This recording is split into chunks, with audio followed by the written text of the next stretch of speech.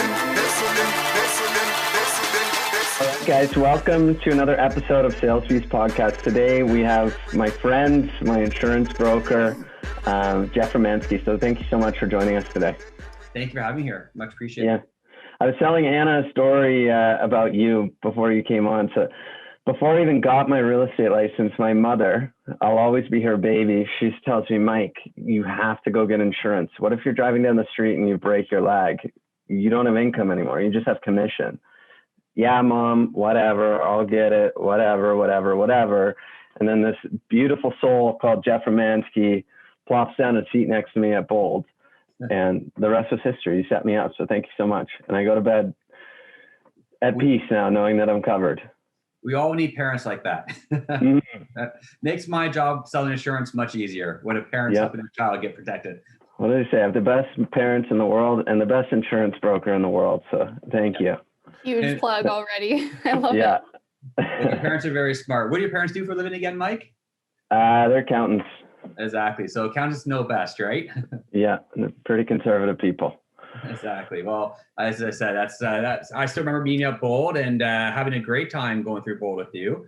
I mean, Bold's really, even though it's directed for real estate, it really helped my business as well, right? It's more about mindset, right? Just more about mindset and knowing what you want and for your business and for yourself. Yeah, absolutely. So could you tell us a little bit about what you do and why the services you offer might be important to realtors? Yeah, for sure. So, I mean, what I do is specifically around insurance. And when you think about insurance, there's lots of different types of insurance, right? There's home and auto insurance. I don't touch that. So I specifically look at life insurance, disability insurance, critical illness insurance, group benefits, health benefits. So really that license that I have is around the life and disability or life and health benefits for my clients. And, you know, I got into it back in 2006. And my role back then was a wholesaler. So I worked for a large company and my job was helping brokers with their cases. So you could look at me as the advisor's advisor. So I worked with advisors on their cases with their clients, helping them put plans in place that were the best solution for the clients they're working with. I did that for 9 years and I was one of the top wholesalers year after year, hit every single conference. Well, usually there's 2 conferences. I qualified for both. And I was either top revenue leader or top goal achiever year after year for the 9 years I was there. And I loved what I did, right? I loved helping brokers. I loved having a bigger impact on the business. But obviously when you have a child, Mike, as you know, it changes your life, right? And priorities change as well. So once we had our daughter, we had to kind of figure out, what am I going to do with my life? My wife's a professional. I'm a professional, both working long hours. I was downtown Toronto. And at that point, I decided to have a bit more flexibility in my life and create my own business at that point in 2015. And that's when I created Secure Plan. That's awesome. So I don't think I answered your question about how insurance can help realtors, but just to kind of touch on that, actually, I'll start with how I got into Keller Williams working with realtors, because a lot of my clients I work with are, you know, business owners and doctors and lawyers and accountants. And I met a gentleman named Chris Knighton, who you both obviously know. And I met Chris through a cold call. Now, funny thing, I made more cold calls during Bold than I have since 2015 in my business, right? So I very rarely make cold calls. Most of my business is by referral based. But for some reason, I came across Chris's card at a little butcher shop at 50 Point. And I see Chris Knighton, Keller Williams. I did not know who Keller Williams was, didn't know who Chris was, but I'm like, you know what? I see his card, why not give him a call? So I called Chris and just say, hey, Chris, I'm Jeff. How are you doing? Who are you and who's Keller Williams, right?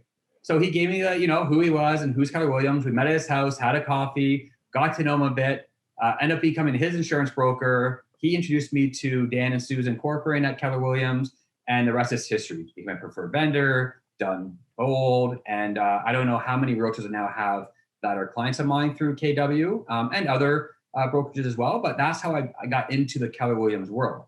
And one thing I found is that a lot of doctors and lawyers already have a good insurance broker.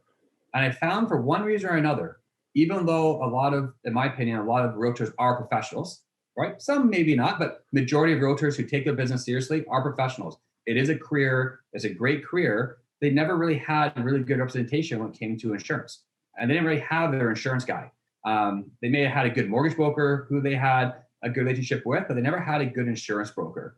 And I think that's just, from that relationship, working with a lot of the agents and a lot of the people within KW, helping with things like protecting themselves in the case that they pass away, protecting their income if they can't go to work and become disabled. I've had a few realtors now claim in the last couple of years for disability, which, no one thinks they're ever going to get hurt or ever get sick, but life does happen, right? And I'm always, I look at it as almost like a reverse GoFundMe. I hope my clients never need to use the insurance, but if they do, it's there, you have the peace of mind. And if you don't use the insurance, that's okay too, because someone less fortunate will benefit from those wasted dollars. Mm-hmm. So can you talk to everyone, a lot of the people that listen to this podcast, they're newer realtors. Yep. And you set me up quite nicely when I first got into the business. So yeah. I was very focused on earning commission as fast as possible, but there were certain people in my life that said, hey, what if you can't work because of this reason or that? You want to make sure you're covered. And you provided me with a product pretty much as soon as I got in the business that made sure I was covered. What is that product? Yeah. So, and if you recall, as you evolved in your business and your career and you became more and more successful, we've changed things around too, right? Yeah. So a lot of times, there's, for example, disability insurance is the one product we can talk about, where our concern back then, you had no child, you were not married, your concern was you, right? If Mike became disabled tomorrow and he cannot go to work to earn a commission, where's the money going to come from? Right? Money doesn't really grow on trees. The government doesn't throw you a lot of money, right? If you're a high income earner and you go on disability through government benefits or welfare, that's not really a life that a lot of people want to live, especially when you became accustomed to earning a decent income. So for you, Mike, in particular, is that we first got you on a disability policy that was more designed for a new business owner. But as you got more established in your career, we were able to make that change to a better product. So even though that disability insurance high level does the exact same thing, there are many different products out there, and some are better than others. So for a newer agent, the concern from a carrier is, are you going to be successful? And how do we view your income? So some products you can use what's called financial underwriting to lock in that monthly benefit. So if someone buys $5,000 a month of coverage to protect $100K of income, you can have that locked in. So it doesn't matter what you earn at time of claim, that $5,000 is tax-free and it's guaranteed. Where a new agent doesn't have that financial history to get that guaranteed. So they'll have another product that was based they'll do financial underwriting at time of claim to say, okay, what was your income over the last 6 months? And we'll use that to determine how much you're actually going to receive at time of claim. You find, you probably know just as many realtors as I do. Do most new realtors that get into the business seek yourself out or another professional out to get this set up, or is it something that they just don't even think about? So it's funny. Almost 1 of 2 Canadians never even have a conversation about life insurance or disability insurance with a broker, right? And if you think about mortgage life insurance, like through a bank, if you go buy a new home and you get a new mortgage from a lender or from a mortgage broker, they always ask you about life insurance with your mortgage or disability insurance attached to the mortgage. And a lot of people buy it. And what's funny is that costs more than an individual plan in most cases. And the contract is nowhere near as good or sound as an individual policy. And the reason why people buy it is because it's easy and they never had a conversation with a broker in the past. So really it always comes down, in my opinion, to someone saying to another, like your parents telling their kid, you should have this, right? I always encourage my clients to tell their friends and their family, you know what? We bought insurance for this reason. Have you ever talked about it with a broker? Have you ever thought about it? Because really, if someone knows they need insurance because now they're sick, it's too late to buy it, right? It's very difficult to buy insurance after the illness strikes. It's like buying car insurance after the car accident. The carrier is not going to do it for you. So I always I always tell people, you need to do your due diligence, do your research, and make that phone call and talk to an insurance broker. And sometimes the hardest thing to do is to find that right broker who's going to work in your best interest and knows their stuff. Well, I think too, looking at yourself as a self-employed person or as a business owner, you don't qualify for things like, EI or CPP or all of those things. So you have to think about how else you can set yourself up in that way, where if anything does happen or you can't work for a certain period of time, you have something to cover you.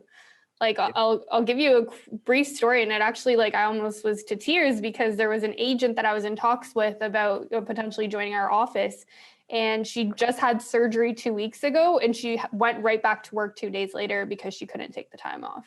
Yeah. Even though she should have. She should definitely have taken the time off in her condition, and that's not something she was thinking about in that time, right? Yeah.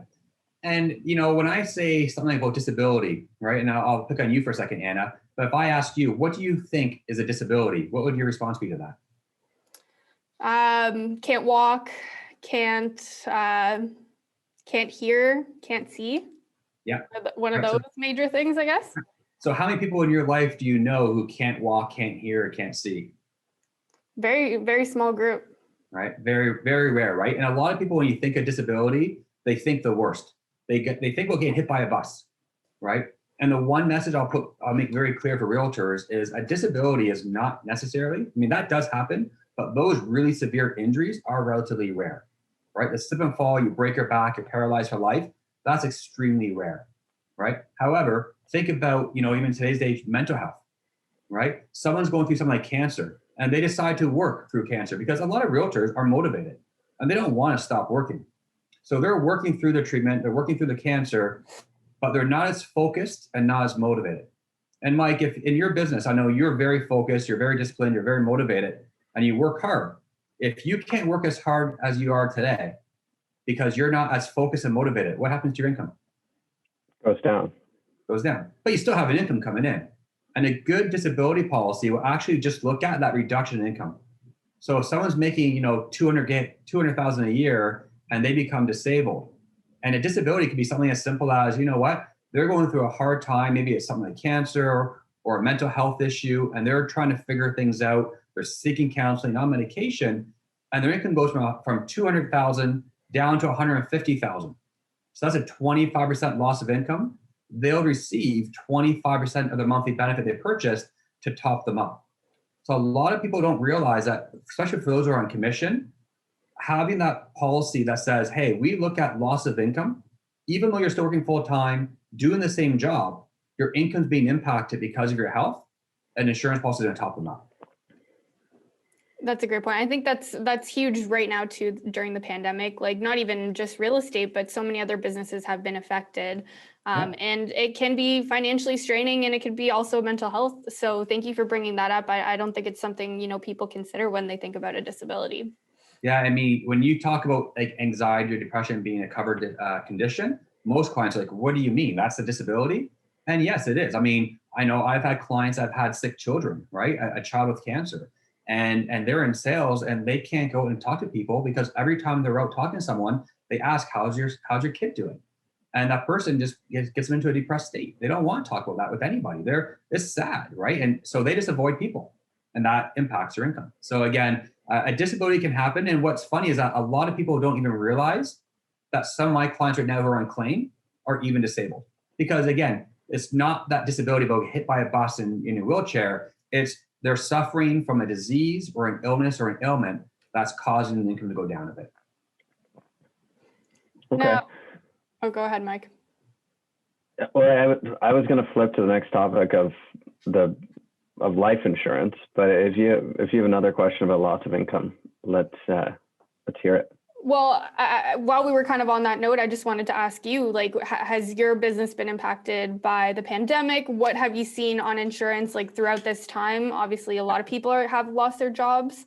Can you talk on that for a little bit? For sure. I'm very grateful. It's funny, when the COVID first happened, I almost felt guilty that I could still work, where some of my clients were literally going bankrupt, right? And it took me about a month to really get my head wrapped around and saying, you know what, Jeff?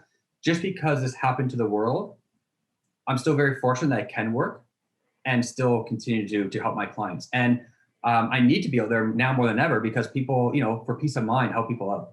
And what I would say is that my business, fortunately, hasn't really been impacted in a negative way. My impact has been not seeing family and friends. That's always hard. But from a business standpoint, everything shifted virtual, right? So, typically I'll sell about 100 cases a year for insurance. And last week alone, I put 16 applications on the books. So when I'm usually doing 100 sales a year, and last week alone, I did 16, and I took Monday off and I got off on Thursday. The only reason that was possible is because I'm no longer commuting to go see clients. And my systems that I've created in the meantime have really helped, complement my process that's now being done on a virtual basis.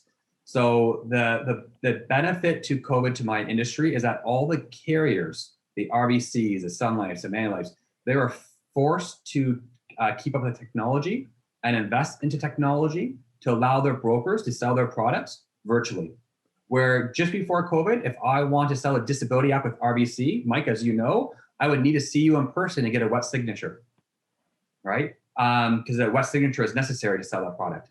And now I can use DocuSign. So it actually helps my clients obtain the coverage because they don't have to worry about an insurance broker coming to their home to actually make that sale. We can just educate them online and doing Zoom calls and do everything with screen share and remote technology. So I'm very lucky, very fortunate. Amazing. Thank you for sharing. So I know Mike wanted to pivot onto the life insurance, and I'm sure we're going to be talking about that, how that's, help people build wealth typically, but Mike, I'll pass it over to you. Yeah, so you set me up probably about a year ago at this point. I understand the gist around it. I understand why I signed up for it. Maybe not as thoroughly as I should, but I trust you, and you told me to sign up for it, so I signed up for it. Yeah. Explain to me how you can use life insurance to build wealth for you and your family long term. For sure. So I'm going to go back for a second because there's really two types of life insurance, right? There's insurance for if you die. So that's considered term insurance. And that's really designed to say, right now, my wife depends on my income. If I die tomorrow, my wife needs my income to sustain, a lifestyle we've worked hard to get. So we have term insurance to protect us if we were to pass away. That's the type of insurance that I'm buying into, and I hope I never need it. It's like an alarm system for your house. You have it, it's monitored, but you don't really want someone to break in your home. You want it for peace of mind that if someone does break in your home, the alarm goes off and the robbers run away or the cops are called. The other type of insurance is called permanent insurance, and that's for when you die, not for if you die. So a permanent insurance plan is more of an investment than insurance for protection because you buy into it and you know that eventually it's going to pay out. And that insurance can be used usually for those that have a surplus of wealth or a surplus of income that they no longer need themselves and looking to bring that on to the next generation, looking to provide to the next generation. And it's funny because not everyone wants to do that, right? Some people are saying, I'll die broke and my kids can fend for themselves. Where other clients saying, I want to give my kid a really good head start in life and I want to be able to give them things that most people are not going to have the opportunity to do. And insurance can be a good tool to that. So the two benefits of insurance from a permanent standpoint are the two times I really talk about it the most. Number one is capital gains. So we all have clients that have real estate investment properties, right? And what happens with real estate over time? Does it go down or up in value? Appreciate it. Right. We hope it continues to go up, right? And that's over the history of real estate goes up over time. So if I buy a property today for $1 million and down the road it's now worth $2 million, and this is my cottage, let's say, and I pass away, right? There'll be something called capital gains. So my kid, me and my wife both die, and my kid takes over that cottage, they're going to be stuck with a tax bill that they need to pay to keep that cottage in the family, right? Now, in that case, if you buy a property for $1 million and it goes up to $2 million, do you know what that tax bill is going to be? You know how the math works on capital gains? 50% of it'd be a lot. 50% of it'd be like $500,000. Right. So there'll be tax on the $500,000 of that growth. And at the highest marginal tax bracket, they're paying roughly $250K in tax. So the question is, what happens if that child doesn't have the money to cover that tax bill? They sell the cottage.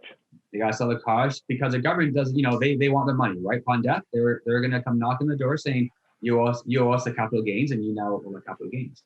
So a lot of parents who have the wealth and they have the money, they may decide saying, I don't want my kids to be stuck with that tax bill. We're going to fund that tax bill for them during their lifetime. And there's a few ways of doing that, but one strategy is using an insurance policy. So they put a little bit of money every month aside into an insurance policy, and that insurance policy can actually grow over time to kind of keep up with the growth of the capital gains tax bill. And when the parents both pass away and the kids take over that property, they have enough insurance proceeds to be used to cover the capital gains on the property that the kids can use to pay that tax bill. So that's the number one reason why a lot of people may buy insurance, is to help pay capital gains on the estate. And the second reason is when someone has a surplus of assets, let's say, corporations, a lot of people have money in the corporations, and they go, I'm never going to use all that money. So for an example, even myself, I have a policy held in my corporation. And the whole purpose of that policy is say, when I do pass away, hopefully long time down the road, there's gonna be a big chunk of money, a death benefit, that'll be paid out to my corporation, but my daughter will be able to take that money out of my corporation tax-free. So a lot of people don't realize, if you want to pull $1 million out of your corporation, you got to pay tax on that, right? And quite a bit of tax. So you might have to have, to pull $1 million out of your corporation, you may have to pay about $600K in tax. So you have to have like 1.6 million corporation, you pull 1.6K out, you pay $600,000 in tax, and then you're left with $1 million. What insurance can do is it can remove that layer of tax. So if you have an insurance policy, it'll grow tax-free. And when someone passes away, the money's paid out tax-free, right? And that can really help someone reduce their tax bill to leave more to the next generation. And I assume the more money you have that needs to move from that corp to your family member after you pass away, the more you have to pay on a monthly basis. Correct. Yeah. And a lot of people, it's not about the death benefit per se. It's more about how much money do they have that they don't really need for themselves, right? Especially their safe money, right? So as you get older, what happens is, you become less riskier with your investments, right? You don't want to have your investments all in equities. You want to be a little more diversified and have, more of your investments on more conservative investments. The problem with things like GICs and fixed income is the rate of returns are relatively low, right?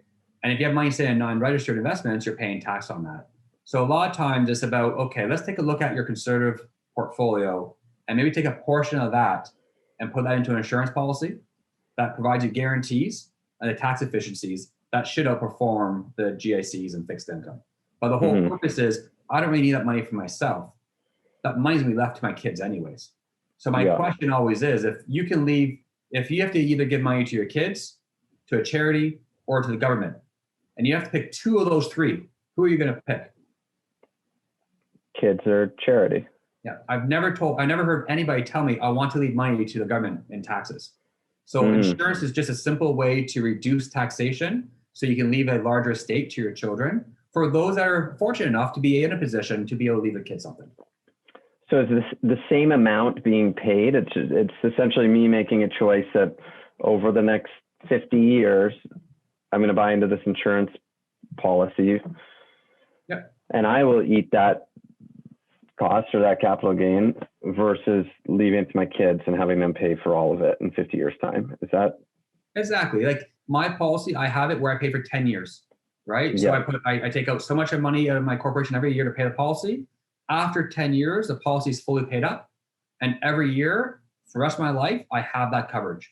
And what's nice about that coverage is that it has cash value built into it, it actually grows in value. So if it's 500,000 today, next year might be 520,000. Just like a piece of property, it's an asset, it increases in value. So every year my insurance policy is going to grow in value. And like anything with compound interest, the longer you have it, the larger that number is going to be down the road. And like real estate, you can also borrow against that cash value. So if in 20 years down the road, I say, you know what, I need to borrow $100,000 for another investment opportunity, I can actually borrow against my insurance policy, like a mortgage on an investment property, pull the money out of my insurance contract on a leverage basis to use elsewhere. Right? From what I understand, you can just go to any of the major banks, correct? And borrow on your policy. Yeah, and it is based on your credit worthiness, right? So if someone is fully leveraged, fully maxed out, bad credit score, yeah, the bank's not going to want to give them money, even though they have equity in their insurance contract. Just like a real estate, if you have equity in your home, but you don't have a job and you're on disability and you have no money coming in, it might be very hard for someone to give you a HELOC at that point. You qualify for it financially. So I would put a little caveat there about the insurance. This usually, you still need to be able to be approved for that loan. But for most people who are buying these insurance contracts, they have a surplus anyways. And it's a matter of using leverage dollars versus their own dollars for certain opportunities. I don't know if this is the right way to look at it, but essentially you can leave the money in your corp and then borrow against the insurance policy that the corp is paying for. Yes, but you have to be careful you don't do it on a personal basis. There are ways around it, but again, you have to make sure you're following CRA rules and you're being compliant, just like anything when it comes to tax. There are some strategies that are very aggressive, which some people take advantage of, but you have to also know the downsides of being aggressive is it doesn't always work out the way you hope, right? So I'm more conservative by nature. I'm in insurance, so I am more conservative by nature. I like the guarantees. When I have like my insurance, it's not really about the money for me down the road. It's more for my daughter first, right? So when I pass away way down the road, I know there's a nest egg. So I can spend all my money and not have to worry about saving money for her. I know it's already there. But if an opportunity comes across, or if I need some access to money, I know I can at least tap into it, right? I know others that it sounds to me like they're doing something similar to what you just described. And I think the primary focus with what they're doing is not to avoid capital gains when they pass away down the road. It's to extract money from their corporations through that method rather than pulling income or a dividend out of their corp. Yeah. And again, all I can say is I know there's a lot of different ways that people can look at these contracts and structure them, and some are more aggressive than others. And I always strongly encourage, like I work with my clients' accountants on anything we're doing, cash value insurance, that it has any type of potential, being aggressive in any type of way. There's always an accountant and maybe even a lawyer to give the green light. Because what you don't want to do is you don't want to get into a I don't want to say a tax scheme, but you don't want to do something that's not CRA compliant and then be penalized down the road when you want to take the money out and you get caught. Yeah. Right? It's like anything in life, right? It's like, what do I write off as do I write off my suits and my clothing and my whole house? Well, you can, but I always say you can have a good accountant, just make sure you have a better lawyer, right? Yeah. Because if you're not being compliant, you can get yourself in trouble. And I know there's a lot of strategies out there that are very aggressive that I don't do myself because it's just, to me, I don't want to be sued by my clients down the road. Yeah. And that is what you'd say is the biggest risk. It would be running into problems with CRA. Correct. Yeah. Because you're not following the proper rules, right? Like I see people doing like offshore lending. So they can extract the cash of their insurance policy doing offshore lending, right? That's that. There are strategies out there, but it's just, you have to be very cautious. You should have your accountant on board and potentially your lawyer on board as well before you jump into those types of agreements. Yeah. But the problem is that a lot of the actual, those who buy into those aggressive plans, they don't even know they're aggressive. Right? They were literally sold a policy that they don't really know the risk associated to. Yeah. And that's one reason why I do like to bring my clients' accountants in, because now it's a third party who's not vested in any way. They're not making a commission on that sale. That accountant and that lawyer is going to be working on my client's behalf to make sure it's done properly. Right. So that's for those larger cases that I work on like that. I try to involve the other professionals, and I'll even pay for their accountant's time if need be. Yeah. Okay. You have any other questions, Anna? Yeah, I know we kind of touched briefly on this at the beginning of the conversation on, why you really shouldn't, well, not why you shouldn't, but why people typically, you would advise them against going from the mortgage life insurance that's being, offered to them when they purchase a property. Can you maybe just touch on that a little bit, but also the difference in working with a bank versus like an insurance broker? I know for me, I'm always going to work with a mortgage broker, and I know the reason why, but for our listeners, can you maybe explain why it's best to work with an insurance broker? 100%. Yeah. So it comes down to choice, and every broker is different. So some brokers may not be like me, and they may be very aggressive, trying to hit their own sales targets, and will do whatever that takes to get those sales targets, right? So for me, it's always been educational focused, right? Help my clients understand their options, help them make informed decisions, and never really try to push them into a decision. Because my thought is if they understand what they're buying and they buy it to help protect what they're looking to protect, then there's no objections, right? If they're telling me they want it, my job's done. I think you told me, Mike, you're like one of the best salespeople because I was getting like you bought without even feeling that you're ever sold anything, right? It's more about helping you understand why you buy it and helping you make an informed decision and having confidence in that decision. The problem with, and it's not just the banks, this is mortgage brokers or lenders who are selling anything, right? And they're doing it to hit sales targets. So if you work for a bank, obviously you have a product and you can only sell your product. And the problem with the bank is that the bankers are not allowed, based on based on laws, to actually refer business outside of the bank. So if you work for a bank and you're a financial manager and you're helping someone with their mortgage, and you realize that they need life insurance, they're actually not allowed to refer you directly to an insurance broker. It's against the law. So what the banks do is they have something called mortgage life insurance, right? So the person at the bank helping with your mortgage will ask you, do you want life insurance? And they're trained on how to sell that, right? Not really to help you understand what it is, because if they were, they're always going to tell you to buy it somewhere else, right? My number one referral sources are mortgage brokers, because they're going to tell their clients, yes, you can buy the life insurance through me as your mortgage broker, through the lender, but I really highly recommend you talk to an insurance broker to compare your options, because it's probably going to be cheaper and better. So with the bank, unfortunately, it's just because their hands are tied as a lender. They have their product that they sell, and they have rules that prevent them from referring outside of their channels, outside of the bank. So if you go to the bank, they're not going to tell you might have a better opportunity, because they're trying to hit their own sales quotas to make their bosses happy. And it's not that it's a horrible product. It's just not the best product, right? It does a job if you get through underwriting and you're truthful time application. But if you look at what the bank has versus what a broker has, you can typically get better quality contracts for a better price. The only trade-off is it's more difficult to buy. The bank might ask you 4 or 5 questions. If you say no, no, no, no, no, I don't have any of those health concerns, you get the coverage and you're approved. The challenge is at time of claim, they're going to make sure those questions are answered honestly and truthfully. And if you misunderstood that question, I mean, you didn't even lie, but you didn't really understand the question, and you said no, but you should have said yes, now your claim is in jeopardy.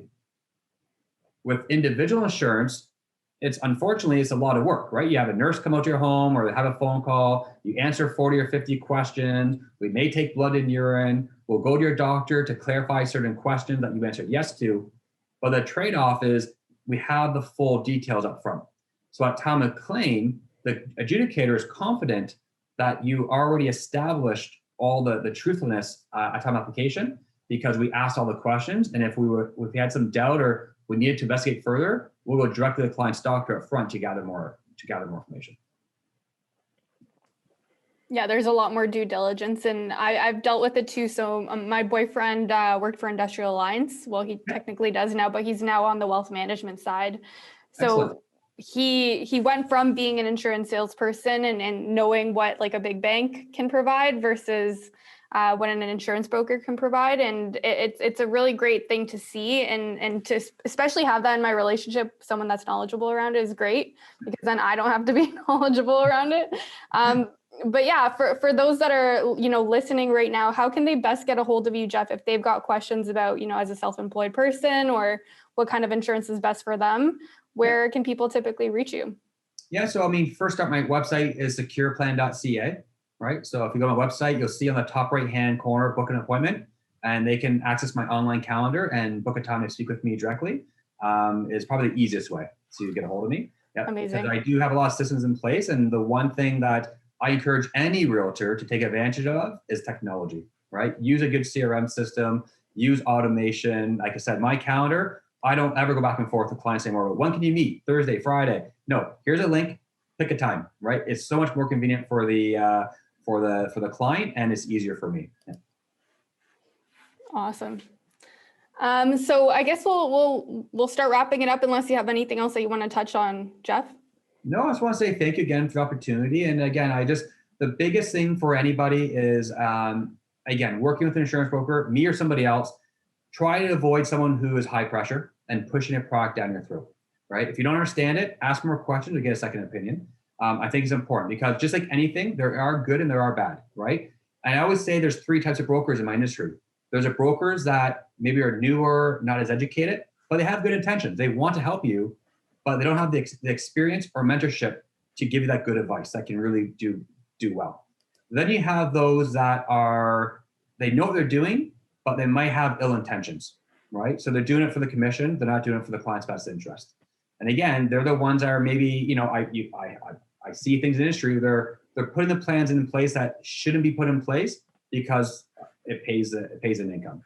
And then there's a third, and that's where I think I fall under, is you have someone that has experience, they have the expertise, and always trying to work for the client's best interest and focus on consumer education versus the sales process. And that's really what made me successful, is helping my clients understand what they're buying, why they're buying, and they know that I have the best interest in mind. I put every one of my clients, I basically say, I'm putting myself in your shoes.